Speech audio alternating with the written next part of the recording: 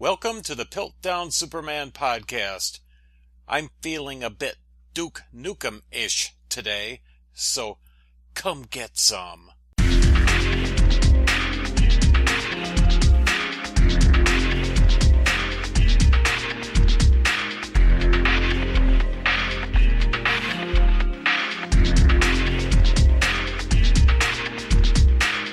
Today I'm going to talk about Atheopaths, that is, the psychotic level of atheist, and moral standards.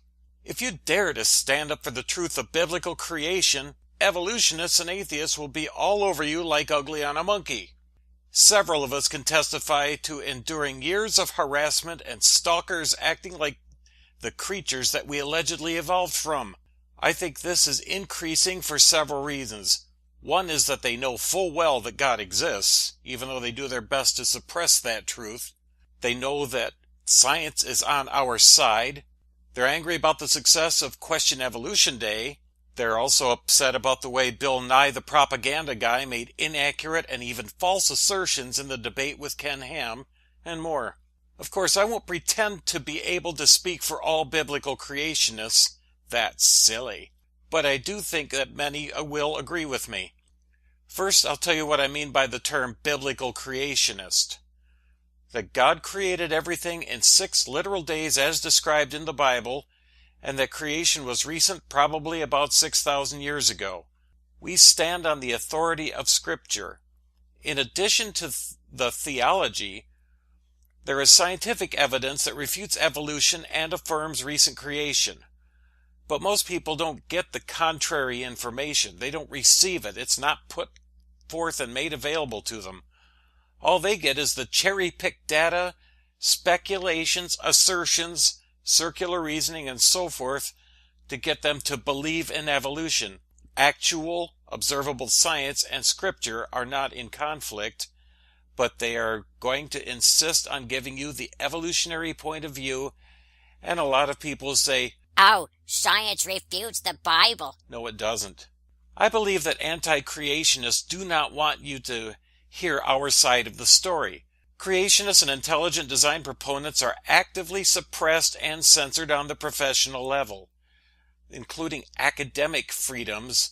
If somebody is a student and they say, "Professor, I do not believe in evolution," watch out. There's going to be ridicule and personal attacks. And they're going to try to talk you out of your faith. On the level of us regular folks, Darwin's drones actively try to suppress us. You have the wandering thought police that actively seek out creationist sites and argue. Quite often they will use simple contradictions and say, "That's not true," or something similar, paste some links from evolutionist and atheopath propaganda sites, and then claim that they refuted the stupid creationists with reason and science. Problem is, they often do not understand their own worldview, and they are uninformed and use outdated material. We often have to correct the evolutionists about their own belief system. Many of them get information from atheist sites that are heavily biased and amazingly false. Some even use that completely wrong material to try to tell us what we think, believe, and teach. Another problem is that the evolutionary stormtroopers proclaim to believe in reason, but are terrible at logic. One reason I think many hate me is that I will not let them get away with building an argument on logical fallacies. You start constructing a building, you're going to have a decent foundation. So this building that they want to construct, their argument for evolution, or sometimes for atheism or whatever, they start it with these logical fallacies. I'm not going to let them complete it. I have documented libel from my stalkers who have gone completely haywire by making assertions that they cannot substantiate, often with circular reasoning. "I didn't misrepresent creation science because what I said is true." But the statements were simply prejudicial conjecture. How do you like my funny voice? Is that working out for you? One stalker calls me a liar repeatedly. "He's a self-employed liar," but cannot base his complaints on facts. He just says it. Indeed, to make such a claim requires supernatural knowledge of someone's motives, and needs a decent amount of proof to make these kinds of assertions. None is offered. Reflexively calling someone a liar, especially that ludicrous liar for Jesus nonsense, actually makes the accuser into the liar. Everything Harry tells you is a lie. Remember that. Everything Harry tells you is a lie. Now listen to this carefully, Norman. I am lying. You say you are lying, but if everything you say is a lie, then you are telling the truth. But you cannot tell the truth because everything you say is a lie. But you lie, you tell the truth, but you cannot, for you lie. Illogical.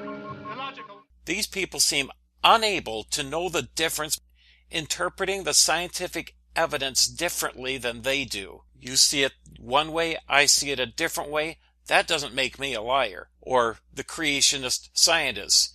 They'll interpret the data one way. The evolutionists, the uniformitarian scientists will interpret a different way. That doesn't make either one a liar. That is what drives the spirit of scientific inquiry. There's one other little thing that doesn't seem to come to mind for these people. There's also the possibility of somebody's not lying.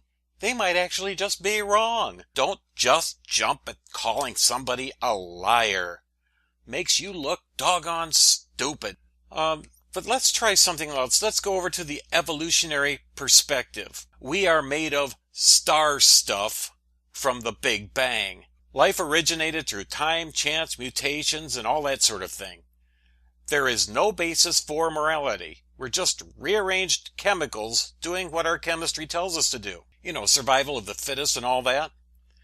There is no creator, no judgment, no reward. You're just worm food when you die. Don't you just love the atheist message of hope? No wonder their suicide rate is so high. I have no need to defend myself from atheopaths who wish to ruin my reputation, since people do not take these kinds of people seriously anyway. Spamming people that don't want your material and they've never heard of you and they're not going to take you seriously. No, you are not going to hurt me. Sorry, Skippy. Let's be blunt. A lot of these people are simply bullies who are craving attention. Now, I'll answer the fool according to his folly because he is right in his own eyes. Let's go with the idea that I'm not wrong, I'm simply lying. So what? I reject evolution and affirm creation too. I'm a Bible-believing Christian, and Atheopath stalkers have no right to complain because I was born this way.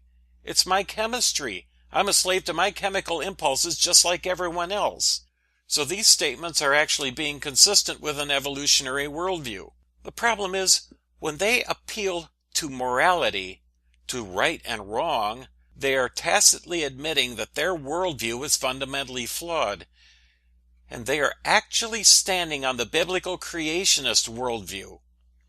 Ours is the only one with the necessary preconditions of intelligibility and consistent basis for morality and the answers to human experience. So this is just taking it to the logical conclusion that I was born this way, and so you have no right to complain if I really was a liar. Now, I'm fully convinced that anti-creationists want us silenced. They go to great lengths to shout us down, ridicule, misrepresent, lie outright, defame, and do all sorts of tricks. They want to negate the person because they cannot shut down the argument. They know the science is on our side, so they attack us. But attacking the creationists will not make creation science go away. It will not prove evolution true. It will not prove atheism. So now I'm going to have a special message for the Christians. If you want to be actively defending the faith, you have to know the Bible and have a good working knowledge of creation science. At piltdownsuperman.com and the Question Evolution Project, there are many links to good sources of information. So there are good resources that we're attempting to make available. Just click around, you can find them. And then you can follow the links on these other sites like creation.com, answersingenesis.org, ICR.org, crev.info,